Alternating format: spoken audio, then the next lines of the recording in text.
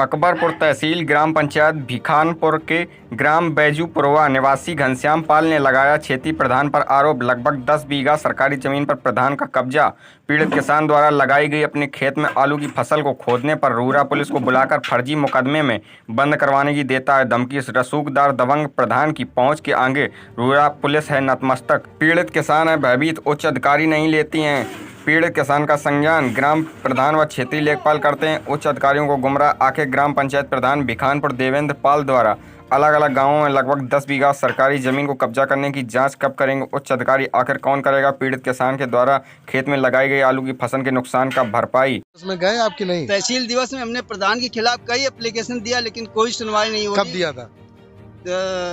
इसमें अप्रैल में दिया। लगातार हम 2019 से पेपर दे रहे हैं साहब, लेकिन अभी लेटेस्ट इधर 1-2 महीने पहले दिया है कि नहीं? अभी नहीं दिया। अभी तो हमें बार बार हमारे ऊपर शांति भंग का मुकदमा लगवा देता, जिसका हमने एसपी साहब को दिया, एसडीएम साहब को दिया, डीएम साहब को दिया, लेकिन साहब कुछ नहीं हो रहा है और हमें प्रताड़ित किया जा रहा है। प्रशासन के द्वारा भी प्रताड़ित किया जा रहा है। बार बार हमारे ऊपर शांति भंग का मुकदमा लगाया जा रहा है, जबकि हम यहाँ कानपुर में रहते हैं, सिक्योरिटी में नौकरी करते हैं। बच्चे हमारे सब बाहर नौकरी करते हैं। खेती भी करते हो? और खेती साफ करते हैं, बटाई पे किसी की लेके कहीं कुछ करते हैं। अब हम आलू बोए हुए तो आलू नहीं खोदने दे रहा, हमारी खड़ी फसल खराब हो रही है साहब। तो इसके लिए आपने एसडीएम साहब के यहाँ मिले? अकबरपुर एसडीएम या डीएम साहब से मुलाकात हुई आपकी? इधर इस बीच साहब उसमें कोई सुनवाई नहीं हो रही। कहीं हम फालतू परेशान होते हैं और कहीं कोई कार्रवाई हो नहीं रही है और हम परेशान घूम रहे हैं। आज 15 दिन हो गए सर। और भी कोई जमीन है वो कब्जा किए? जमीन पे 10 बीघा कब्जा किए। क्या नाम है प्रधान का? प्रधान का नाम देवेंद्र सिंह पाल है सर। अच्छा। ट्यूबवेल लगाए सरकारी जमीन घाटा संख्या 1 में भिखनापुर के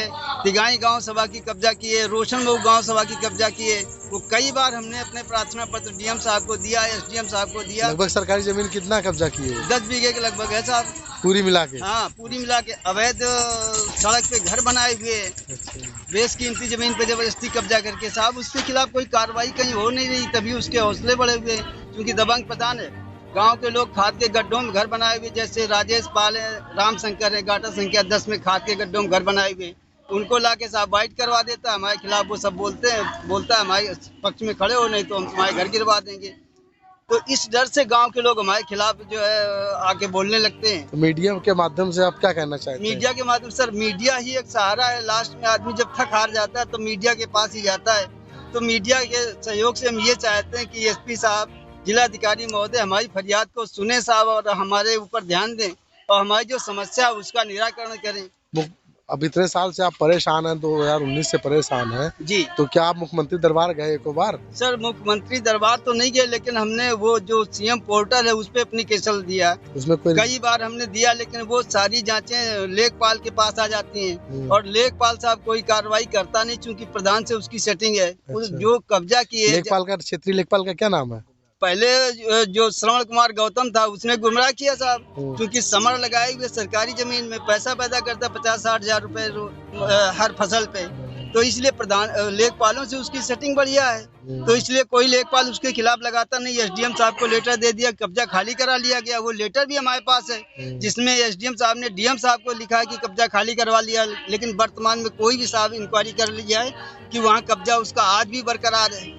आज भी वो अपनी फसल जोत बो रहा है, ट्यूबवेल आज भी उसका लगा हुआ है। तो हम ये चाहते हैं सरकार कि हमारे आलू जो है, जो फसल हमारी खराब हो रही है, उस पर प्रशासन हमारे आलू खुदवाए साहब। और हमारा कोर्ट से स्टे, हम स्टे का अनुपालन कर रहे हैं और प्रधान अनुपालन नहीं कर रहा कोर्ट का।